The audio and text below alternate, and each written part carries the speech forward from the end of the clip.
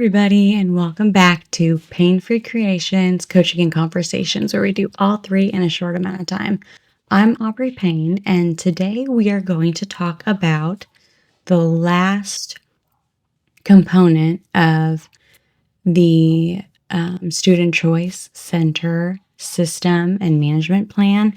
This is more focused on the behavior management and the management plan in general for successfully and smoothly having centers go in the classroom while you meet in small groups. So if you are struggling with your centers, trying to manage all the students and meet in your small groups, or you are just looking for ideas on other things that you might want to try to help with your centers, or you are just interested in seeing what I do, then this is the video for you. Let's check it out. I'm going to kind of cover what I do, what my general plan is, and things that work. Then I am going to share some tips that I think personally will make a huge difference in your classroom, in your centers, to help you have a center system for yourself that works with your class and your classroom and your students. And then at the end, I am going to show you how I use technology for management, Class Dojo. I won't be covering everything in detail with Class Dojo, but there is a video on my channel that goes into detail about setting up Class Dojo and different ideas of how you can use that for management and positive behavior in the classroom. But for now, I'm just going to cover using Class Dojo during centers and small group. So let's go ahead and we will start by kind of discussing my management plan and what works in my classroom. Okay, so for centers, I have my two main items that I use to help me manage the classroom during center time. That is having Class Dojo on my smart board and using a Yacker tracker to help with noise and volume control. Then I have some basic supplemental assistance, which I have my center small group plan already created and already gone over with students ahead of time, and they are understood and they have mastered those expectations. That is something that I have before I even start small group. I know a lot of the time we are in a rush to get to small group and get teaching, but if we rush to that and we try to do small groups, if the classroom is not ready, the students have not shown that they can follow the expectations, then getting through small groups is going to be very difficult. So a big focus on mastering the routines, rules, procedures, expectations is a must. So then I have my center system on my whiteboard, which is always behind me. I have my smartboard in the front of my classroom with Class Dojo on it. And then behind me on the other side of the classroom, I have my whiteboard, and that has my magnets where it has the centers and which group or students is in each center. That is behind me. Then my Yacker tracker is in a space available for everybody to see. And then I have my behavior accountability sheet and I have my processing sheet. So those are my basics that I need in order to have centers go smoothly for me in my classroom. So starting off with the Class Dojo. So I have Class Dojo up on my smart board in the front of the classroom, full screen and on loud. So at the beginning of the year, as a class, we discuss and decide ways students can earn points and also lose points. And we agree on how many points they earn or lose for each behavior. So this includes center and small groups. So I always make sure that positive behaviors are always, no matter what, worth more points. So usually 2 or more. Then losing points, it only costs 1 point. Unless the behavior is extreme, then it might be more. But for the most part, it's just -1. So that if students if they lose a point for an unwanted behavior, they can earn back that point and another one just by showing that they can do the correct behavior. So it kind of counteracts the negative by continuing to boost them up for doing what you want. So that's just one tip if you are using Class Dojo, is that you always have your positive behaviors that you are wanting them to do be worth more. As I'm working in small groups, if there is a moment for me to scan the room, check on behavior, I will. So I will have Class Dojo up on the smartboard, and if the whole class is doing what they're supposed to, I will give the whole class a positive point for following center and small group expectations. So when a student or the whole class earns a point, it makes a very loud noise. The students know. So it doesn't say, or well, if it's the whole class, it'll say the whole class earned 1 point for blank. And, they all secretly, they get really excited to get that point for doing what they're supposed to. And so I always give them a thumbs up. I just want to continue to encourage them to keep doing what they're doing. I also, if the whole class isn't doing what they're supposed to, but I do see a certain amount of people following expectations, I will select those students and give a positive point. Now, if you're choosing just individual students, it is anonymous. So it won't say who got it. It'll just say that one of the students earned a positive point. So then the students, they'll look at you, and I always make sure to look at the kids and give them a little thumbs up, let them know that that was them and they did a good job. So they're proud of themselves and move on. Same thing with if I get a chance to scan the room, or I'm in the middle doing small group and something disrupts my small group time. I look over and I see a student rolling on the floor, being loud, not following expectations. I might give a verbal or nonverbal warning first, which is what I usually do. And then if that behavior doesn't change, then they know what's coming. They're going to lose a point. So if I take a point, another great thing is that it's anonymous as well. So there's a sound for losing a point. So that always gets the kids' attention and has them kind of, you'll see them in their head assessing, like, was I doing something I shouldn't be doing? Was it me that just lost that point? Most of the time, the student knows that it's them that lost the point because they know they weren't doing what they're supposed to. And they'll look at you to see for a confirmation if it was them. And, I'm always looking at the student that is not doing what they're supposed to. And, I'll be like, but then if losing a point, because there is going to be the students that are escalated by the loss of a point. And so if you have a student then who escalates or becomes extremely emotional because they just lost a point, then that's where you give them the little reminder and pep talk that, remember, I'm always watching you. And if you fix that behavior and show me the behavior that you're supposed to do during center time, I would love to load you up with all the points. And so then I really try to catch them doing what they're supposed to. So that is what I do behavior-wise. So if there is a student that struggles to demonstrate expectations that they need for centers or small group, then they're going to be asked to go back to their desk and work on iReady or silent read or just centers in general at their desk. And then when I get a moment, maybe in between small groups or just whenever I have that moment, I'm going to go over and process with them using a processing sheet and kind of determine if they're ready or if they get another chance to try centers again. If not, then they will do centers at their desk for the day. And then tomorrow we'll talk about it and we'll try again. I have my Yacker tracker, which is a stoplight. It has different volume settings based on what volume noise level you want in the room during certain times.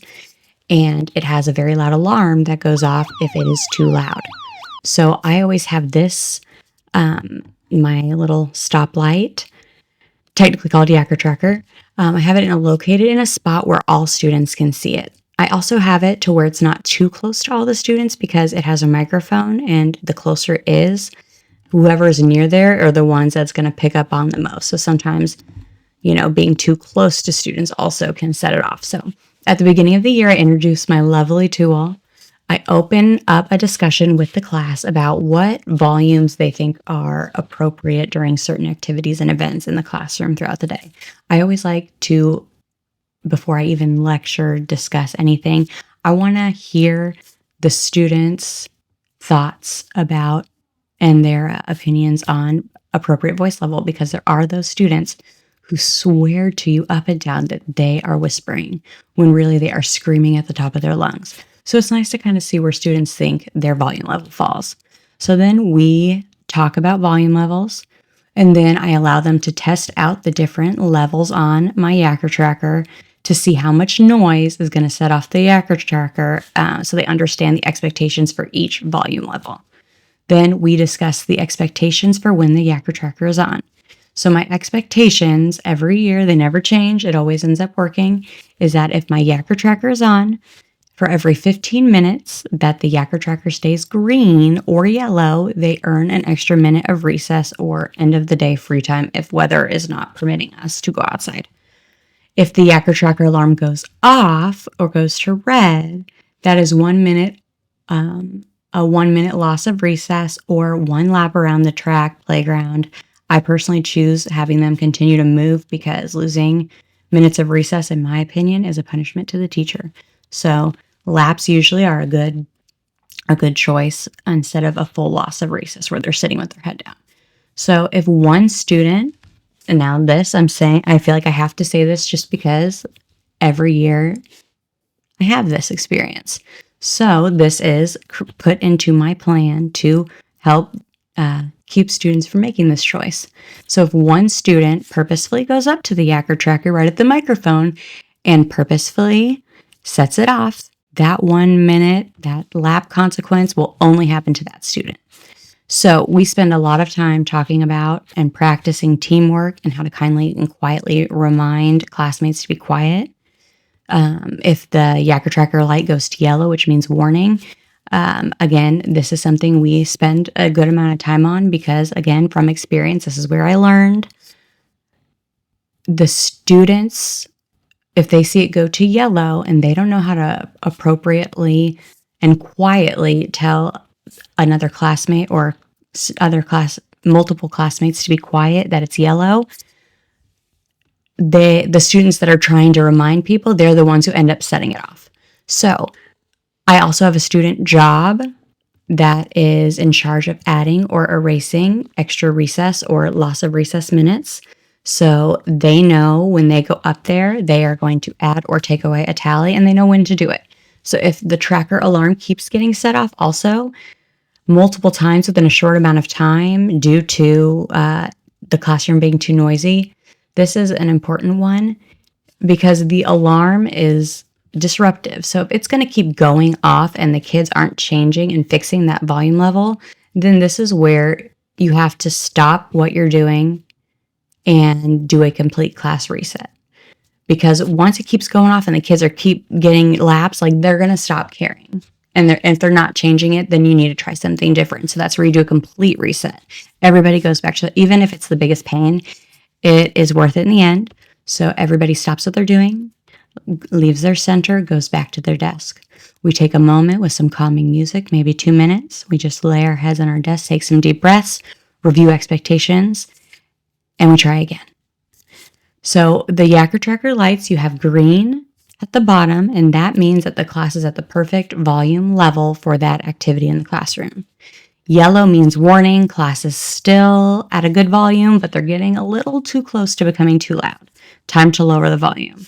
And then red comes with an alarm, and that just means that the class is above the expected noise level and they did not heed the warning to lower it. So again, this Yacker tracker is amazing. It is a little pricey, so I got it off of Amazon. It is pricey, but it's one of the best investments I've ever made as a teacher. I've used it now all 10 years, and it's lasted that long, by the way. So money, ideally, if you look at it, it's worth it. I think it's a little over $100. And if that's something that's just not in your budget, but you really want this is something that you can bring to your principal, see if you have any funds for it. I know people who've gotten it donated through Donors Choose. So there are different ways that you can try to see if that's something that you can get in your classroom. So this also, it gives the students a visual concept of really how loud they are and gives them a chance to kind of self-assess their own volume level and then make a change before any type of consequent or teacher intervention needs to happen. So it also, like I said before, it teaches the students how to appropriately talk to each other and kindly let them know that it's time to be a little more quiet.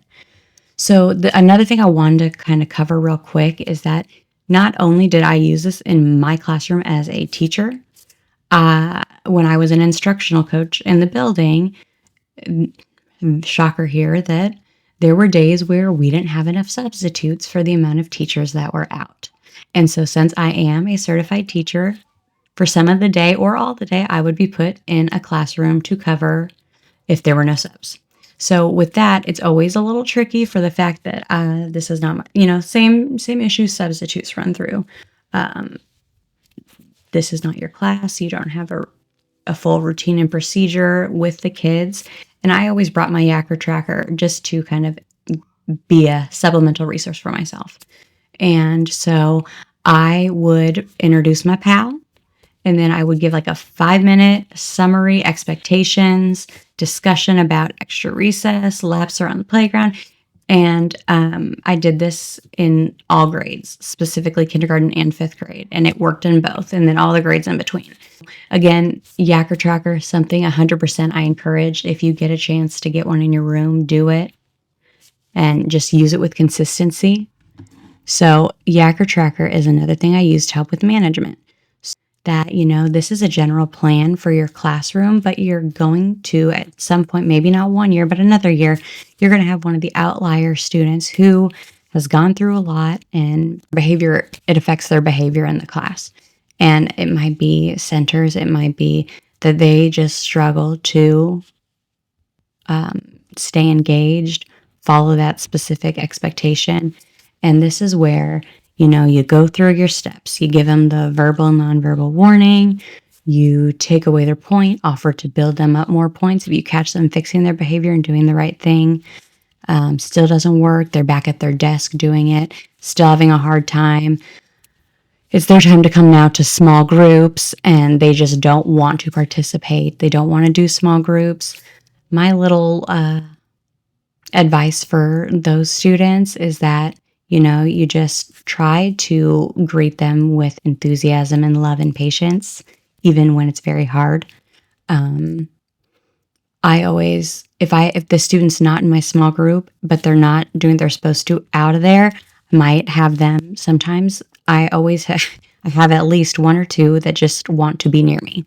And so if they're at a center and they're not following directions, they won't go to their desk. They won't stay at their desk. I'll be like, hey, why don't you come over here? This seems like a really good safe spot right next to me. I would love to have you right by me. If you want, you can do your center over here. You can do your work over here. And so they're behind me, so they're not interrupting my small group, but have them feeling safe next to me, near me, making it not a consequence, but just something as a safer spot for them. Maybe, hey, I really want you over here. Why don't you come be by me? You can do your center over here. I feel like it might be better over here anyways. They'll usually love it. I usually have kids like multiple just want to come and sit, but I keep it saved for when it's needed. So just accepting that sometimes they just want to be or need to be near you.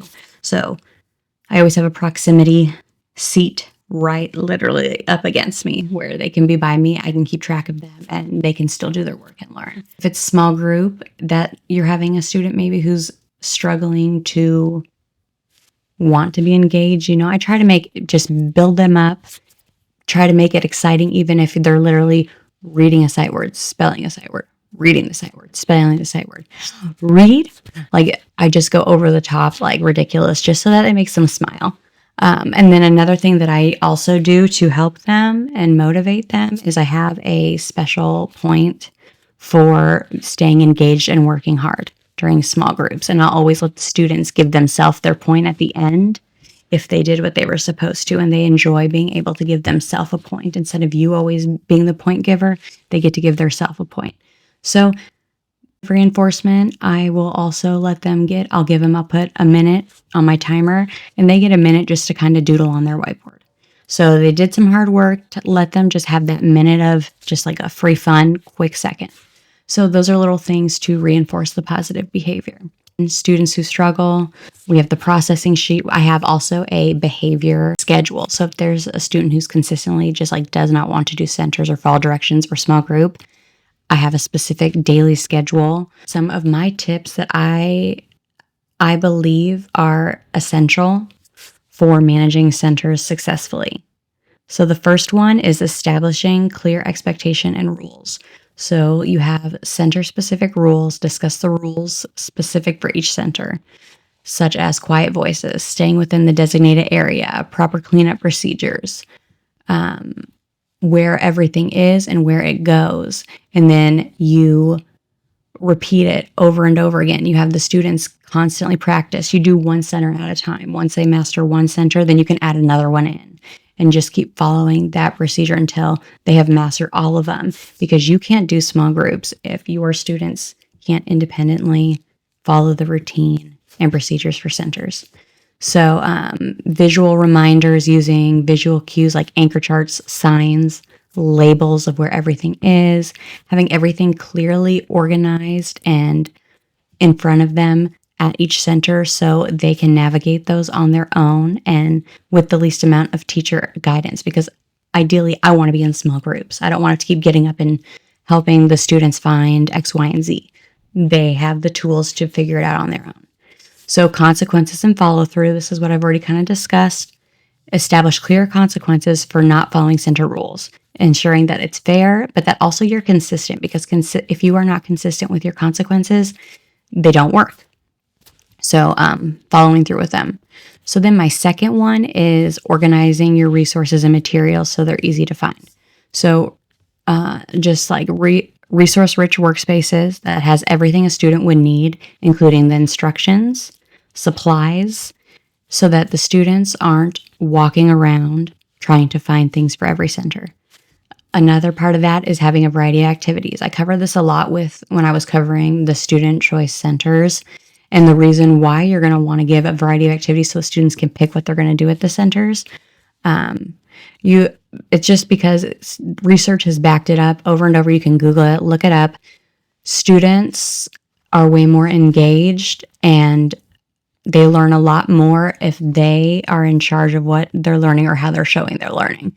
So, and this will just, providing different levels for meeting students wherever they are, then having also at peak students' different interests. So, and then also going with that is organization. So model tracking and organization by providing students with folders and checklists so that they can manage their center work. They know what they're supposed to do and they know what they're supposed to do when they're done to turn it in. So number 3 for tips is planning out all your transitions ahead of time. So limiting visitors. Establish limits on the number of students per center to prevent congestion and ensure everyone has access to each center throughout the week. Having smooth transitions. So for me, like I said in my previous videos, I have the students stay at one center the whole center block. That eliminates any kind of transitional issues, and it provides students a chance to really try out different activities in that center. So if you're someone who is going to have students be switching and transitioning to multiple centers in one day, then you really need to focus on that smooth transition, because you want to minimize disruptions and maintain, positive learning environment. So checklists or choice boards, like I've also talked about that in other videos, especially if you're doing student choice centers, having them know exactly what they're supposed to be doing and the different options that they have to do in each center is ideal. So if you're looking for choice boards, I also have those on my Teachers Pay Teachers under center management. And then just have a plan for all situations, disruptions, and behaviors. I have my nonverbal hand signals. So if the students have to go to the bathroom, grab a drink, need to go to the nurse, they don't have to interrupt me during my small group. They just go by me and I either get thumbs up, thumbs down. They know what to do. I also have center leaders. So in each group, or if I'm not doing any groups and the students are choosing their center, I might just choose 4 or 5 people in the class. They're my leaders for the day. I switch it up all the time so students get a chance to try it out, but they have to be students who follow the expectations and they can be a good leader in the class. So it might be a student who has not shown that they know center behavior expectations, but this week, they've done amazing. They have shown they might have done horrible the whole year, but all of a sudden, this week, though, this is their week or this is their day. They are being responsible. They are following the expectations.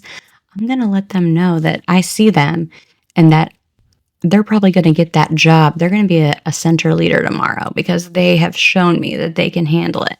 So a lot of students, their behavior can even change just by giving them a job.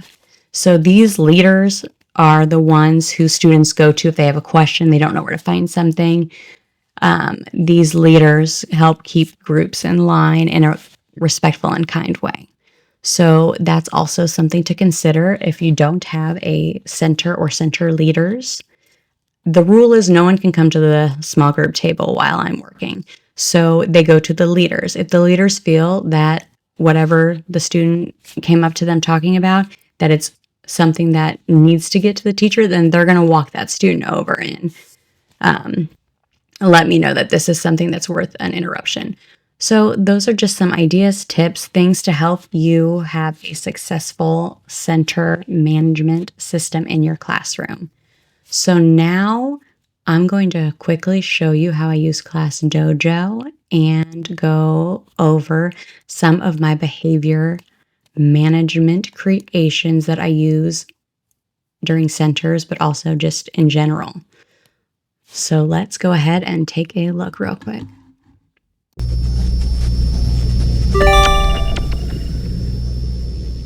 This now, I just wanted to go over just kind of my layout that for how I have my centers. So this first picture right here, this is the front of my classroom. So like I said, I felt like breaking it up in half could kind of show what I'm talking about. So I have my smartboard in the front of my room and it's on, it's full screen. Then I have my classroom whole group carpet here. This is where the kids do word work. So I have my little drawers here for my word workstation. I have my Yacker tracker right here. Then I have my writing center over off onto the side of my classroom. So this is the front half of my room. My second half, here's the back of the room. So we have my whiteboard that goes across the whole wall in the back. Here's my center management system here. It's magnets that says what the centers are and what students are at each center or group is at each center. And then what apps, if there are any that they're allowed to do at each center, those are above. So this whole management system is on Teachers Pay Teachers for you to just use as is or edit your own for this. There's also videos of how to use it on my channel that you can check out. So that's that. Then we have my small group table, and then we have the reading corner. This is where silent reading, read to self, read to partner. This all happens here in the corner. And then this carpet right here, this is where the kids who are working on Osmo, they work on this carpet. So then I also have my nonverbal signs and signals for if they need to do something without interrupting the small group time. And this is used throughout, not just centers, but throughout all day, every day. So this is just when I'm talking about my centers, this is what I'm talking about, and this is what it looks like. And then if they're on their iPads, then that's just at their desk. So now let's go to Class Dojo so I can kind of show you how I use it. So this is my center small group example class. So I have my children and my dog on here. And so at the beginning of the year with my kids, we are going to talk about ways that they can get a point. So here are our positive points. So I'm going to click add skill because we need one for centers. So you have the choice of being, you have the choice to have specific detailed things that they can get points for, or they can just have a positive skill for following center expectations. So, and of course I said I would make it always more than one because I want them to really acknowledge that they're doing the right thing and it's good. So I have following center expectations. You could, on task, cleaning up. Then you have your needs work. So for me, I'm just going to have not just the opposite, not following center expectations. And that's just one. I told you I don't like to take more than one unless it's like, it has to be that way. Then I also, for positive, I would also have for small groups, engaged and hardworking in small groups. So if this you also use to have parents connected, then they can also see what their kids are earning points for. So I might just have these smiling little monsters here. So, and then the same thing, can do the opposite here. Not willing to participate in small groups. And again, this could be something you can do 0, where it just lets the parents know but doesn't take points away. So that's another option. If you're not wanting to take anything away from them, but you want this to be noted for parents to see, you can have the point weight be 0. I still usually do minus, but there are times that I'll make it where it's -0. So the parent, if it's especially, I just need the parents to stay updated at where we're having the issues. So then I'm just going to choose, we'll just do a thumbs down. Okay. So here we go. So now I have my center positive and the negatives that we discussed and agreed on as a class. So now let's say I'm in the middle of a small group. I stop, I look, and I see the whole class doing what they're supposed to. So this is whole screen up on my board. I'm going to click whole class and I'm going to say they're all following center expectations. So of course I want to give them +2. there's the noise they hear. So hearing that noise, they all are going to stop. They're going to hear that noise and look at the smart board. Once they look at the smart board to confirm that some people got points, they're going to look at me. And that's where I give some good job, guys. Then let's say, okay, my dog, Darla. Okay, we'll use my dog. I'm looking around the room and I see that Darla is rolling on the floor and kicking center materials everywhere. I tell Darla, that is not following expectations. Please pick that up and please sit up the right way into your work. Or I silently walk over and pat her back and they still don't fix their behavior. I'm gonna, they should know it's coming. We've talked about it. Not following center's behavior. So listen closely to the noise it makes. That will get everybody's attention. And also, if you notice, it was anonymous. It doesn't say the student's name. So it eliminates the chance of embarrassment, but also lets the students know that they did something wrong and they need to fix it now. So in most of the case, everybody hears that noise. They look at the board, they hear boom, and what point was lost. Now, this is where the kids, then you'll see it. You can witness it. They will sit there and they will think about, what was I doing when that point was taken? Was I doing what I was supposed to, or was I making a probably not so good choice? Then they look at you for confirmation to see if it was you. And I'm always looking at the student. If I take it away, I'm going to silently look at them. And we do.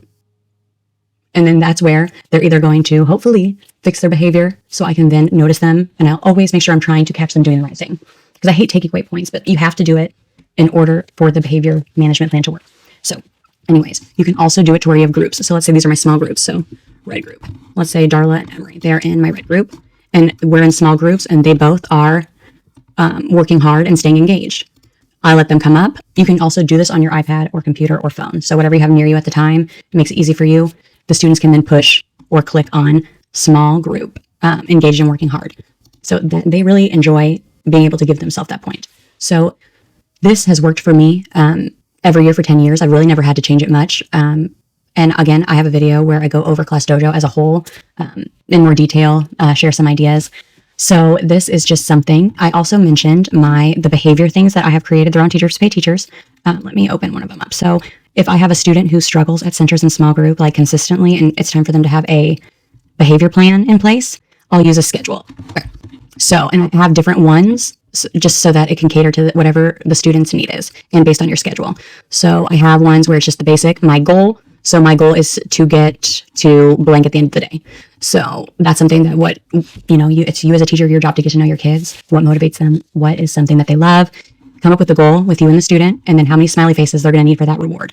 So this is where you just kind of note for each subject what happens. So if they're struggling in centers and small group, that might be a specific subject that you put on here. So you might have reading whole group and then reading centers and small group, so that it can be a little more personalized, so that they now know that they need to get a smiley face for that specific area in reading. And then I also have it, if it's a student who needs breaks in between during the day. I have ones where there's my reward, and then they can kind of analyze and reflect at the end of the day if they reached their goal or if they did not reach their goal. Then, I either keep it or send it home. So then if this is something where you need to kind of document how many times this behavior is occurring, on some of these, I have the tally number of times displayed behavior. So if they're, during this time, they keep blurting out, I'm going to tally how many times it happens and have it here just so you can, kill two birds with one stone. You can keep your documentation, but also you're working on helping your students reach goals. So then if it's a student who needs breaks in between their schedule, this is where I have stuff broken down. They need to get a certain amount of smiley faces for a reward. So we want them to get 4 smiley faces, and then they can go take a break with whoever they have a close relationship with. Then they come back, they need to get 4 more smiley faces for the 4 other subjects in the afternoon in order at the end of the day to get this reward. So this kind of breaks it up for the students who might need those breaks during the day. So this schedule has been helpful to help students be motivated and want to try to get through centers and small group and follow those expectations. And if they don't, and they don't get that reward, then this is the time where we talk about it and what they can do tomorrow to get that reward. Then I have my process. These are all on my Teachers Pay Teachers page. Then I have my processing sheet. This helps the students kind of think about what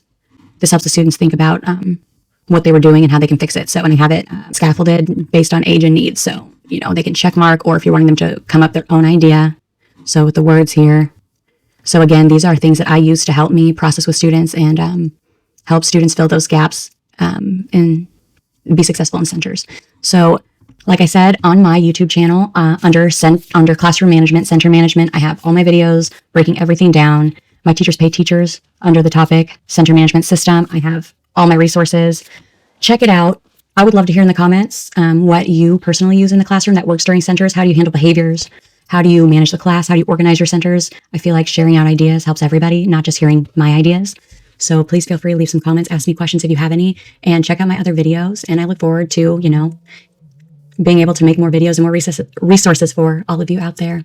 Thanks so much.